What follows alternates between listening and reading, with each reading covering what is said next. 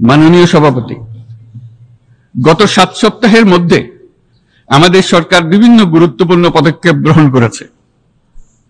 আমাদের অনুরোধে সাড়া দিয়ে জাতিসংঘের মানবাধিকার বিষয়ক হাই কমিশনার বাংলাদেশের গণ আন্দোলনকালে সংগঠিত মানবাধিকার লঙ্ঘনের বিষয়ে বিস্তৃত অনুসন্ধান এবং এইসব বিষয়ে ঘটনার পুনরাবৃত্তি রোধে পরামর্শ প্রদানের জন্য একটা ফ্যাক্ট ফাইন্ডিং কমিশন গঠন এবং তার কাজ শুরু করার জন্য দ্রুত বাংলাদেশে পাঠিয়ে দিয়েছে। আমি তাকে বাংলাদেশের পক্ষ থেকে অশেষ ধন্যবাদ জানাচ্ছি। দায়িত্বভার গ্রহণের 2 সপ্তাহের মধ্যে আমরা গুম প্রতিরোধে যে আন্তর্জাতিক কনভেনশন রয়েছে তাতে যোগদান করেছি।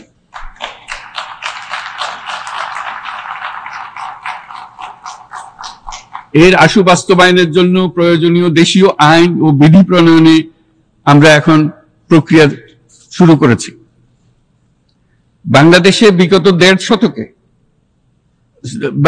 গত 1.5 দশকে যে সমস্ত গুমের অভিযোগ রয়েছে সেগুলো তদন্ত করার জন্য একটি তদন্ত কমিশন এই মুহূর্তে কর্মরত আছে। মানুষের আস্থা আত্মবিশ্বাস ফিরিয়ে আনতে এবং নির্মম অতীত যেন আর ফিরে না আসে কোনোদিন, সেই জন্য আমরা কিছু সুনির্দিষ্ট খাতে সংস্কারকে অগ্রাধিকার দিয়েছি। সেই লক্ষ্যে আমরা বিদ্যমান নির্বাচন ব্যবস্থা, সংবিধান, বিচার ব্যবস্থা, জনপ্রশাসন, আইন শৃঙ্খলা ব্যবস্থা সংস্কারের জন্য স্বাধীন কমিশন গঠন করেছি। সংবাদপত্র ও গণমাধ্যমের সংস্কারের জন্য পৃথক কমিশন সহ আরো কয়েকটি বিশেষ বিষয়ে কমিশন গঠন প্রক্রিয়াধীন রয়েছে। ব্যবসা বাণিজ্যে অনুকূল পরিবেশ সৃষ্টির লক্ষ্যে আমরা ব্যাংক ও আর্থিক খাতের ব্যাপক সংস্কারের উদ্যোগ গ্রহণ করেছি। কোনো বিদেশি ব্যবসা বা বিনিয়োগ যেন ক্ষতিগ্রস্ত না হয় তা নিশ্চিত করতে আমরা বদ্ধপরিকর।